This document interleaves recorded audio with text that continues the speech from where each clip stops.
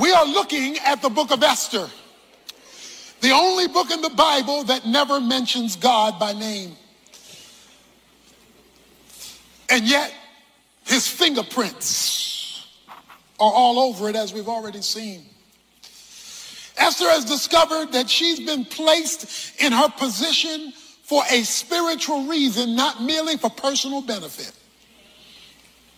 Mordecai, her cousin, has said, you've been called to the kingdom for such a time as this, that God's whole plan in making you pretty, God's whole plan in you being chosen out of all the possible females in the kingdom, God's whole plan was that you would be here at this time for this moment for his kingdom purpose.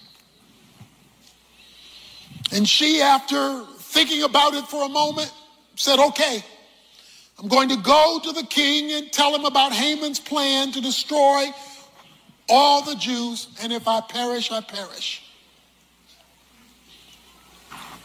She now prepares dinner for the king and invites Haman, the architect of genocide, because she's ready to tell the king and spill the beans on him at the dinner banquet.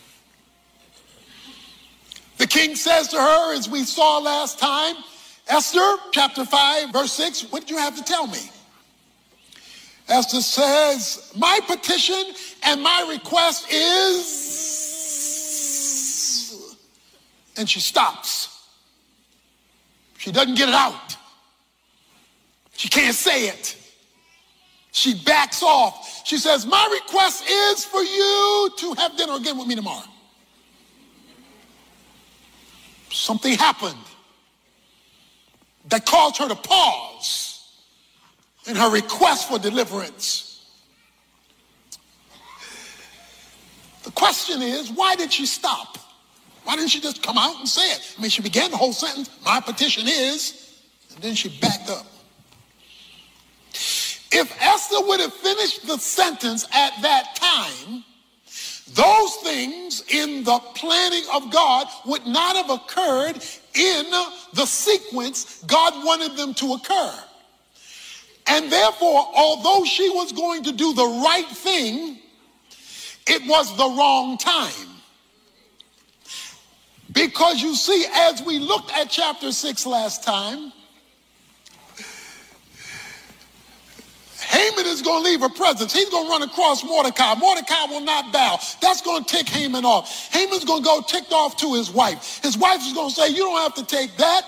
You don't have to take that. He comes in and he says, everything is going good for me, but this Jew guy, he won't bow to me. Well, you don't have to take that. Why don't you put him on the gallows tomorrow? Haman said, that's really great. I'm going to put him on the gallows tomorrow, get rid of this guy, solve it once and for all. The king goes to bed. The king can't sleep. The king is tossing and turning. When the king is tossing and turning, he tells the servant, go get a boring book for me to read so that when I read the boring book, I will go to sleep. So they bring him the boring book, and by luck, they just happen to turn to the page that dealt with Mordecai.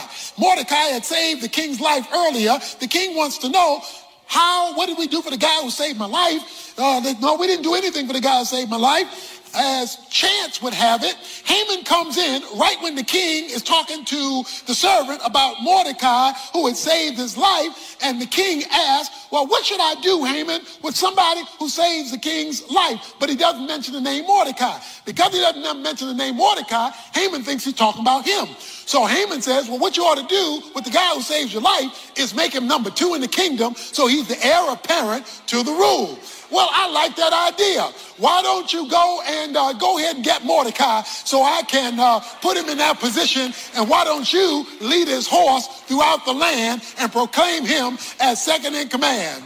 It just so happened that during the pause, which produced the delay, which produced the movement, which produced Mordecai's rejection, which produced Haman's angry wife, which produced Haman wanting to put the gallows together, which produced a sleepless night, which produced a boring book, which produced the name Mordecai, which produced not mentioning his name, which produced him being elevated, which produced Haman having to take him across through the street, which produced God, the puppet master, pulling things together to bring about his timing.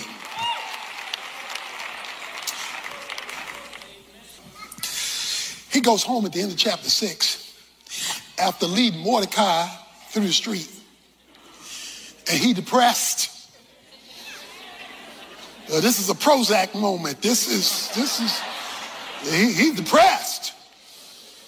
Because he's leading the future king, and he was supposed to be the future king. And so he goes home. And he just cries out, mourning with his head covered, verse 12. His wife says to him in verse 13, boy, you're in trouble now. No, you lead Mordecai through here, and he's the Jew.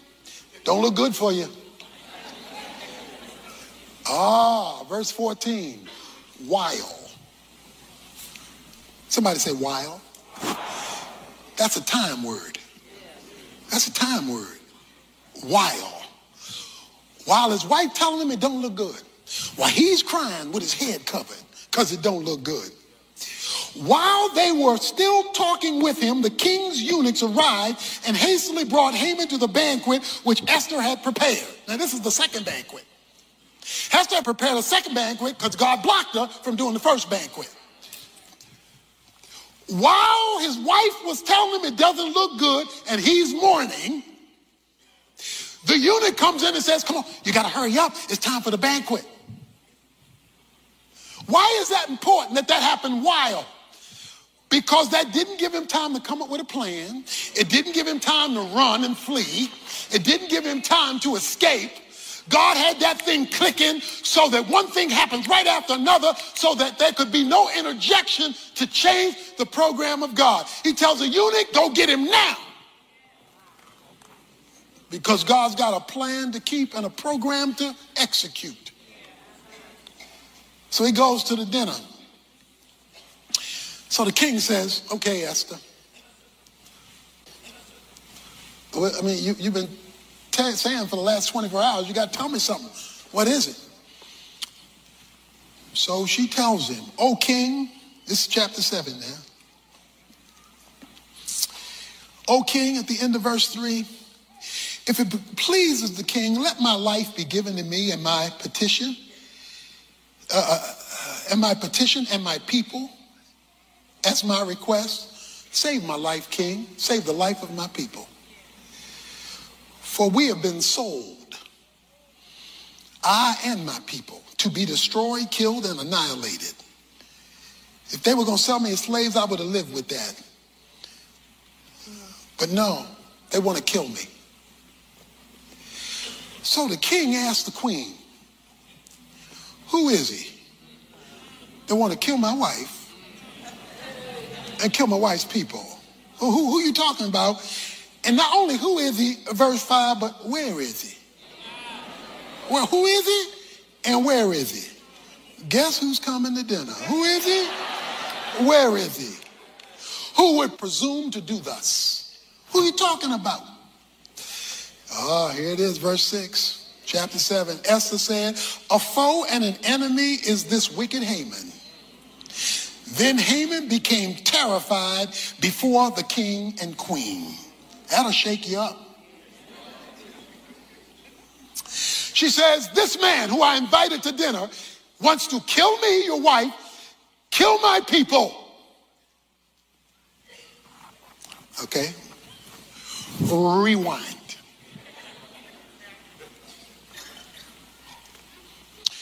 If she would have told him the first time, when he wasn't mad at Haman, when he wasn't mad at Mordecai, when he had built the gallows for Mordecai, when Mordecai had not been elevated to be the second in command in the future, the king would have had a totally different mood about the situation. Because now Mordecai's relationship to the king has changed. Mordecai's relationship to Esther and the king has changed. Everything has been reconvened and redone to fulfill the timing purposes of God. And he's not finished yet. She says, Haman, that's who wants to get rid of me. Oh, the king is hot, verse 7. He's ticked off. Says with anger, he went into the palace garden. Now watch this. Verse 8 says, Haman was falling on the couch where Esther was. He's falling on the couch, verse 7 says, begging for his life. So the king is hot. The king walks out. King doesn't even know what to say. Now he's so mad that Haman planned to do this. Esther is laying on the couch, reclining on the couch. Ain't too proud to beg, you remember that? He pleading for his life. He goes over Esther and falls on her and says, please, Esther, please, don't let him kill me. Don't let him kill me. It says, now when the king returned from the garden, oh, you get the picture, into the place where they were drinking wine, Haman was falling on the couch where Esther was. Then the king said, now he already hot. Then the king said, will you even assault the queen with me in the house? Oh, you got to be kidding me. Wait a minute. You already told me you want to kill my wife. Now you all up on her. No. No, you didn't. You gonna assault my wife with me in the house? Now, that's not what he was doing. He was begging for his life, the scripture says, okay? God is so particular, he will create impressions. God is so nuanced that he will make something look like it's not really that in order to accomplish his purpose, because the king comes in just in time. Oh, but he's not finished yet. Because after the king comes in and sees what he's doing, then, verse 9, then is a time word. You got while, you got now, you got then.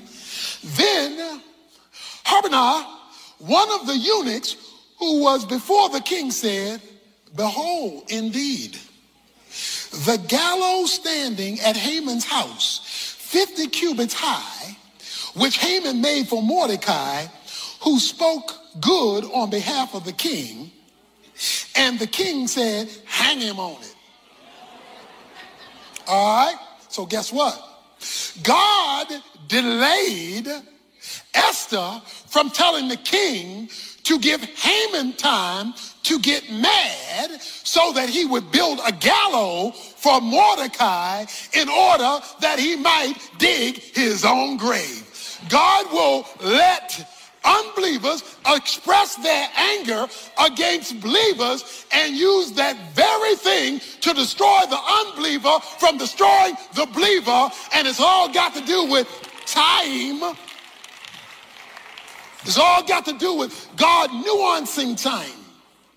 It says, so they hanged him on the gallows. Now I want you to notice something else about time. Verse 8. When the king comes in and see him, what he thinks is assaulting his wife, a nuance, really wasn't happening, but it looked that way.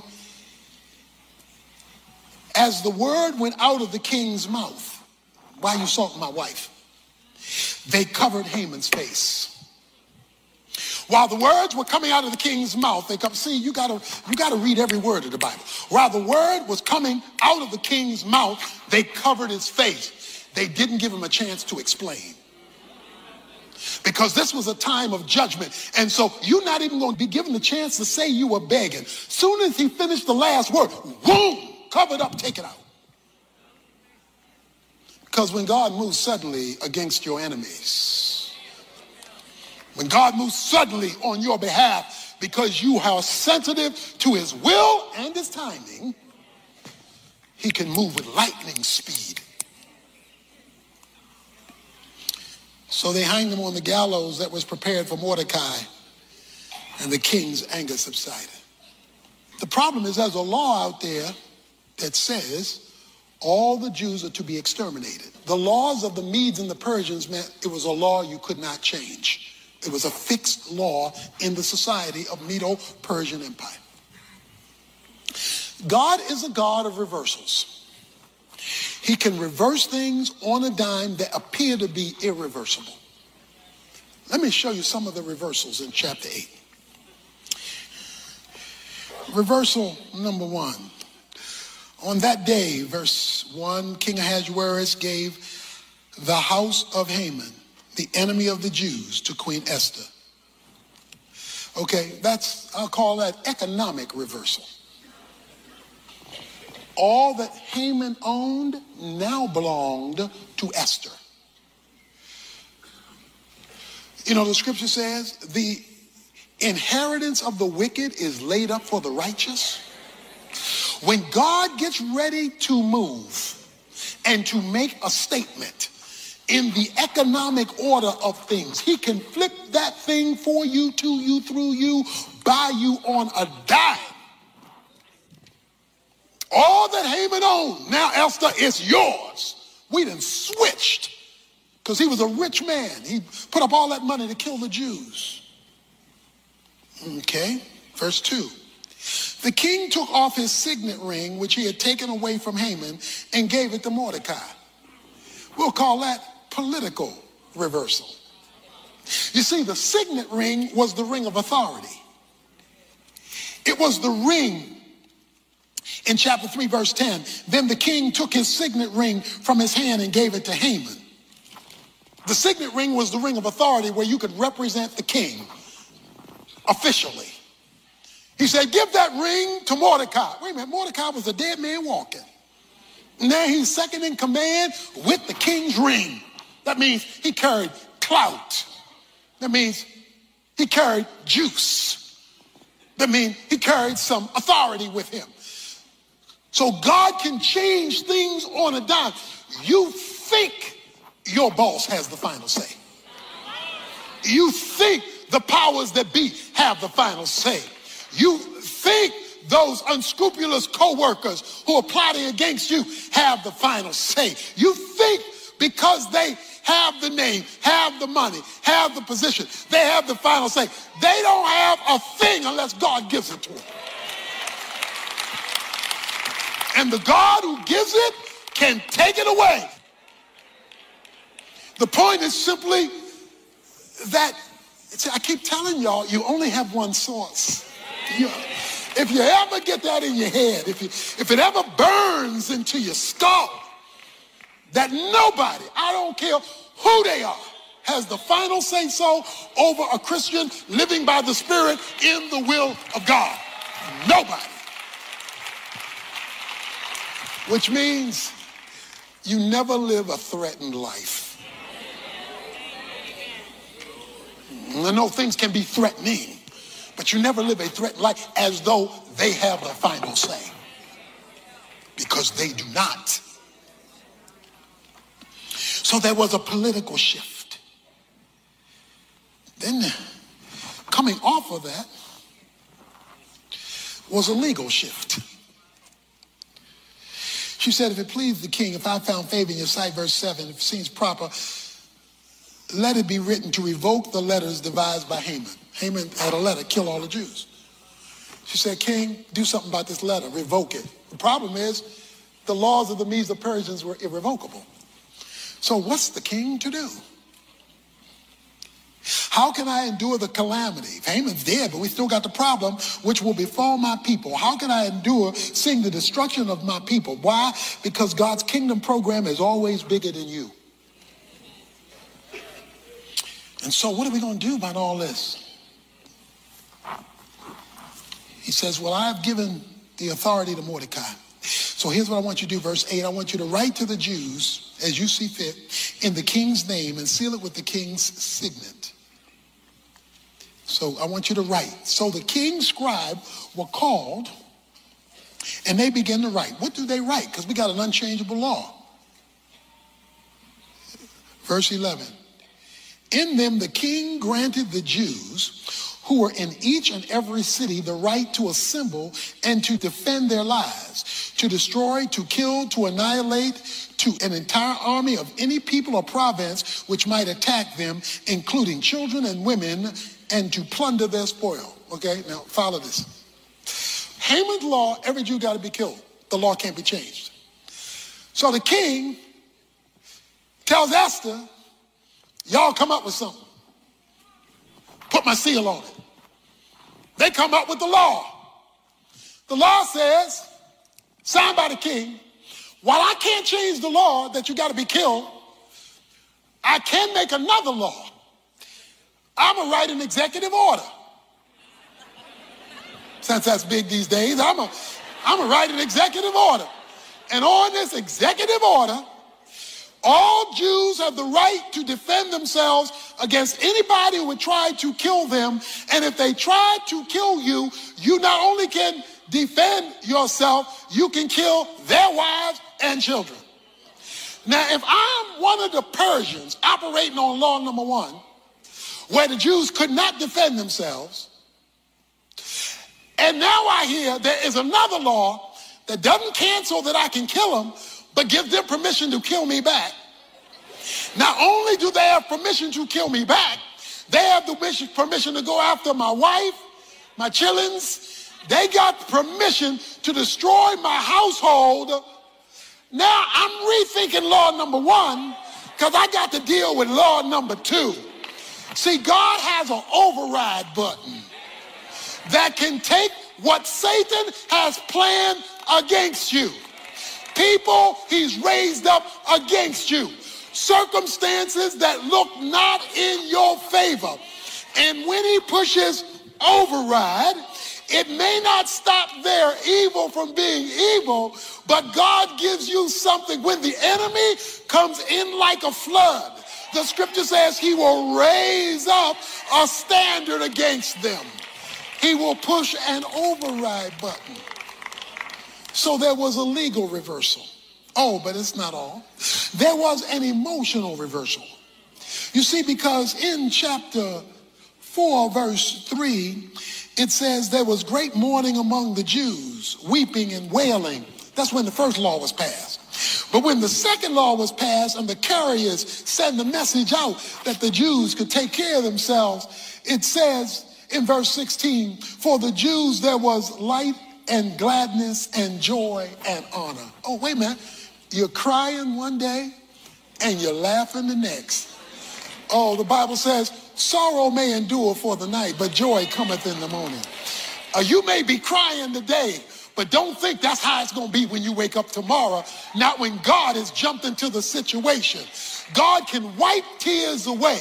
He can turn pain into pleasure. He can turn sadness into joy when we are operating with his reversal principles, operating with his timing, operating, submitting to his will, and listening to his voice. Oh, but it's not over yet, because there's one other thing. The last verse of chapter 8 says, at the end of the verse, and many among the peoples of the land became Jews.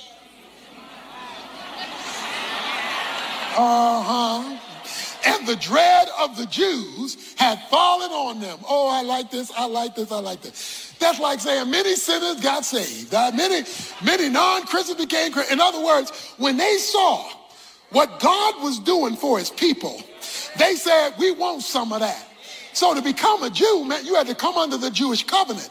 To come under the Jewish covenant, you had to accept the Jewish God. So they said, we want some of that. God may put you in a bad situation so that he gives you a supernatural deliverance so that other folk want to attach to the God who delivered you because they want some of this. They want to see God do for them what he's done for you. There was a spiritual reversal when people saw what God can do. I wish I could be a preacher who told you, come on, come to God and there'll be no enemies. Come to God and there'll be no bad days. Come to God, there'll be no lean years. Come to God, there'll be no disappointments. Come to God, there won't be any bad employees. I wish I could tell you that, but I'd be lying to you. It's all through scripture. But I can tell you this, whatever it is doesn't have the last say. It's throwing dirt at you. Reversal. He was in the Birmingham jail, but you go to Washington, D.C., you'll see a monument. Nelson Mandela had a reversal. He was put in jail, but then he became head of South Africa because God is a God of reversal. Oh, but there's one reversal bigger than all of that because Satan thought he had Jesus on the cross. When he hung him high and stretched him wide, it looked like Satan had won. But early Sunday morning, just a little while before day, God raised Jesus up and he said, all power is in my hands. God is a God of reversal. So you hang on to him even though Satan is throwing dirt at you. Our world is consumed with the concept of luck. Chance happenings that just kind of take place. People will regularly say, boy, you sure are lucky. Or the opposite, something is bad luck. But the book of Esther says that there is no such thing as luck. There is providence. God causing or allowing things and events to work toward his purposes. Esther has been promoted to be queen. Mordecai has told her that Haman wants to kill all of the Jews. And it's now time for you to go to your husband, King Ahasuerus, and tell him Haman's plot against the Jews. Esther has said, I can't do that. It's too risky. I love y'all, but not that much. Because to go before him when he has not requested me could cost me my life. Mordecai has said to her, don't you know that you are called to the kingdom for such a time as this? That you were only put up here in this royal position because God knew this moment, your moment would be now. Don't miss your moment, girl. This is your moment to be a tool of God to deliver God's people. When she hears that message from Mordecai, she says, okay, I want all of y'all to go on a 3-day fast. I need y'all on your knees for this one because this is a big one. You're asking me to risk it all, and I'm going to go do it, and if I perish, I perish. If I die, I die, because you're right. This is bigger than just me. Chapter 5 opens up on the 3rd day, because it was a 3-day fast. Esther puts on a royal robe. She goes to the inner court of the king. The king is sitting on his throne. When the king sees her in verse 2, he extends the scepter, which means it's okay for her to come in and talk to him. She comes near, touches the top of the scepter out of respect. And then the king says to her, what is troubling you, verse 3, Queen Esther? And what is your request? Even to half of the kingdom, it will be given you. Just tell me what you want. Esther says in verse 4, if it pleases the king, may the king and Haman, who is out to kill the Jews, come this day to the banquet that I have prepared for him. I'm going to tell you around dinner. I'm going to fix your favorite food. We're going to lay it out. And I want you to bring Haman. And I'm going to tell you then what's going on around dinner. You will never get to see God's providence at work in your circumstances until and unless God sees you move in accordance with his will. The reason she prays first is because she needs to know how to approach this dangerous situation. She needs some divine insight in a difficult problem. So she goes to God in fasting. And this was a life and death issue. So she needed her antenna raised to hear what God had to say about this situation. The second thing he needs you to do is take a step of faith. But she couldn't just say, I'm a fast, I'm a pray, and I'm going to wait on God.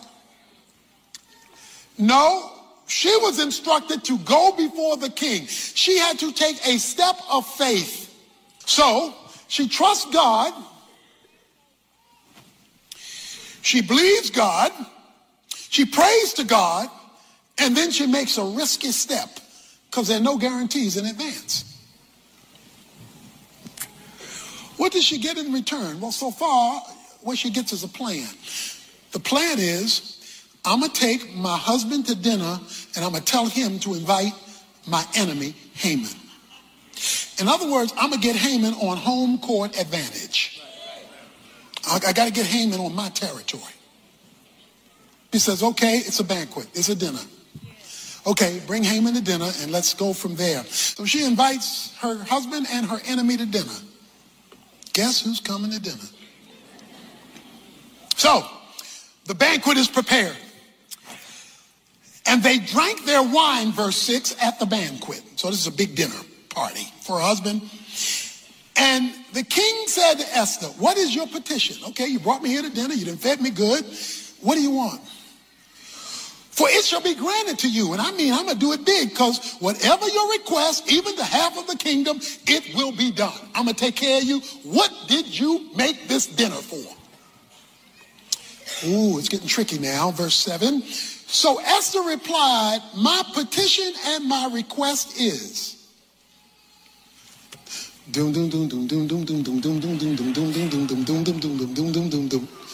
My petition and my request is, watch this, if I have found favor in the sight of the king, and if it pleases the king to grant my petition and do what I request, may the king and Haman come to the banquet which I have prepared for them tomorrow. Say what? The man just told you he's going to give you half the kingdom. What you want, girl?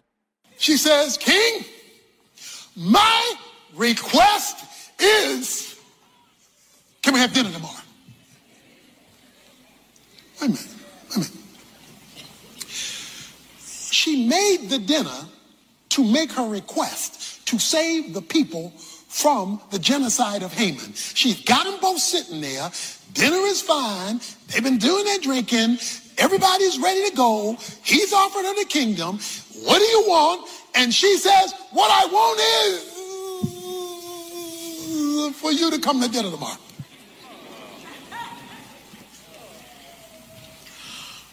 Something happened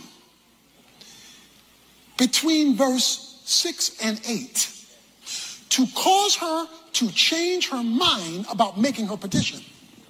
She changes her mind because she doesn't even finish the sentence. She just jumps to, let's do this again tomorrow.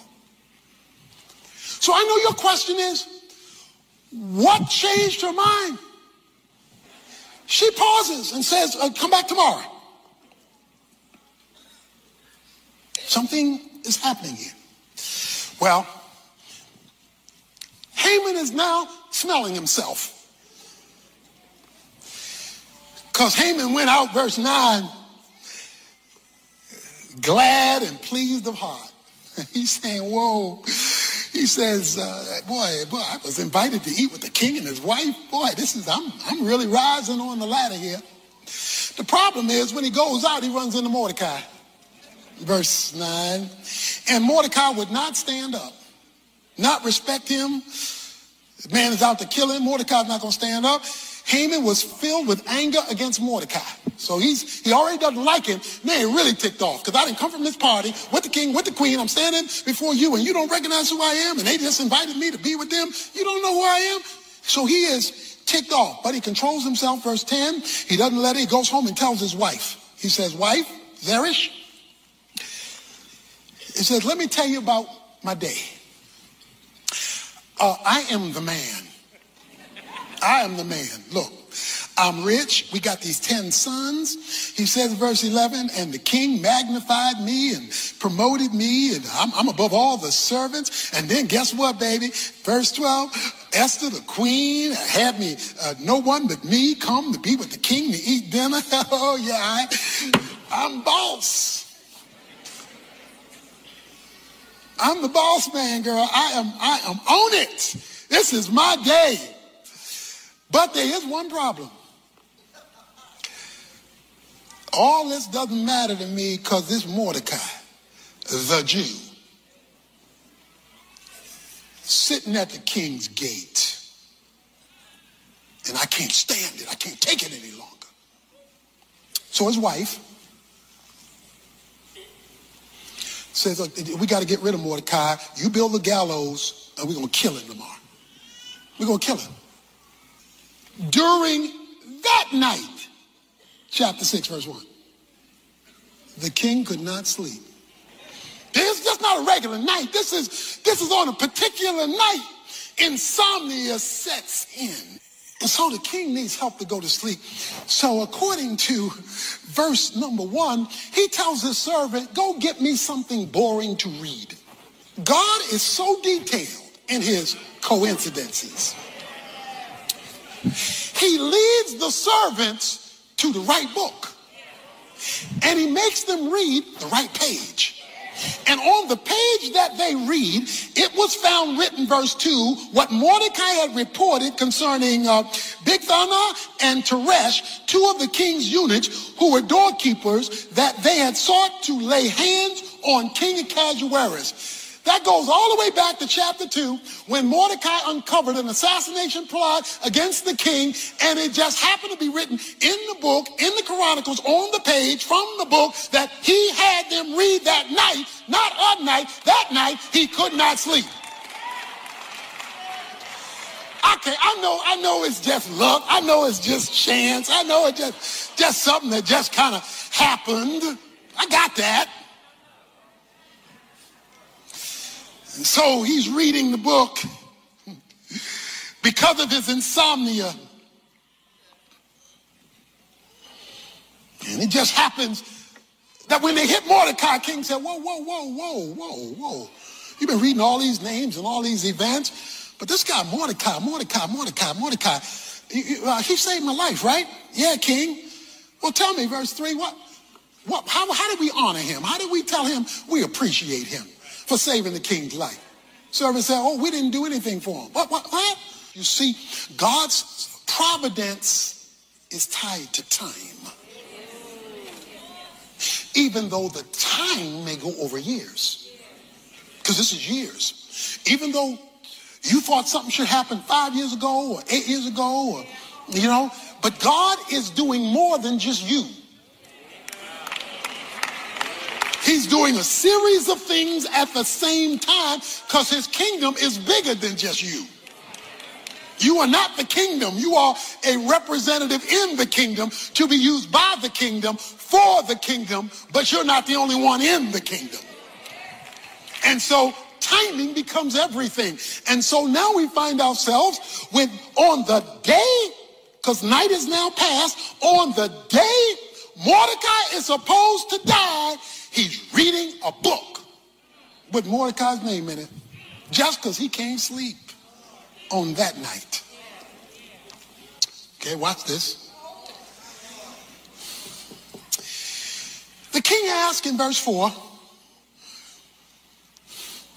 I hear somebody outside. Who's outside in the court? It's early in the morning. Who would be up this early out there? Who's there? Who's in the court? He asked in verse 4. Now Haman had just entered the outer court of the king's palace in order to speak to the king about hanging Mordecai on the gallows which he had prepared for him. King's servant say in verse 5, King, behold, Haman is standing at the door. Let him come in. Tell Haman come in. He's my number 2 guy. Let him come in. So Haman came in. And the king said to him, what is to be done for the man who the king desires to honor?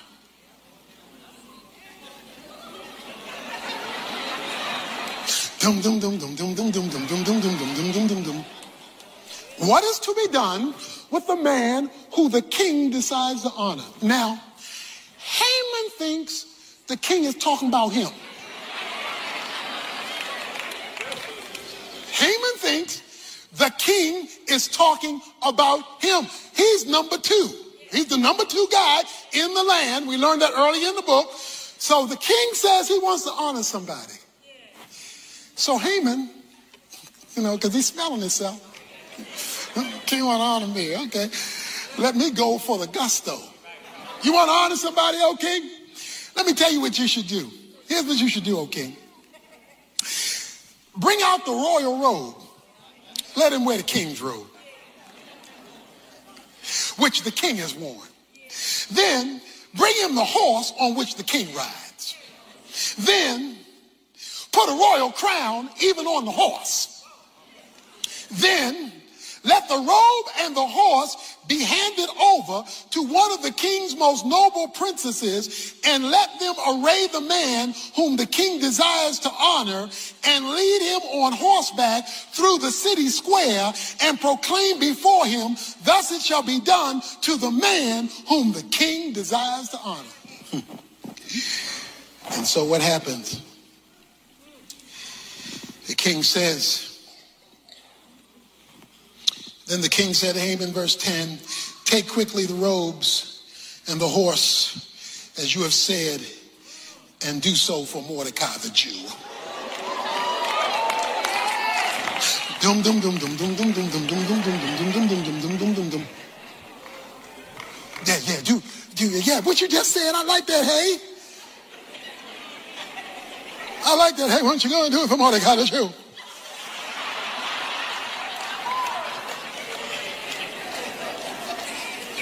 My Bernie Mac invitation. Just go ahead and do it for Mordecai the Jew.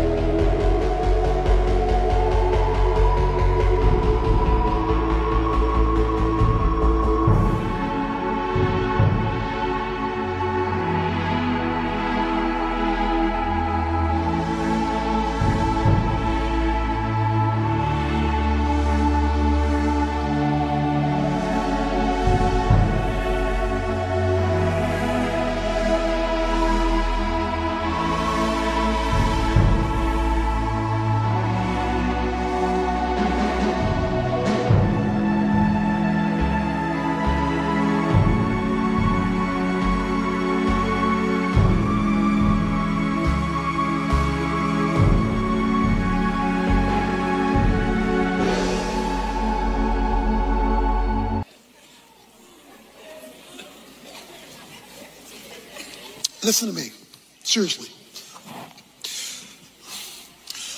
God is the God of intersections. He connects things that don't look connectable when it's that night. When the timing is hit just right and everything is looking wrong. See, everything is looking wrong. Mordecai's getting ready to die this morning. Esther has had to shift her plan to another dinner. This is not a good day. But she has gone before God. She has acted in faith. And so she's picking up signals that causes her to delay a dinner. She's picking up signals. So Haman, verse 11, took the robe, took the horse, arrayed Mordecai, and led him on horse back through the city square, and proclaimed before him, thus it shall be done to the man whom the king desires to honor. Okay, so let's follow Mordecai.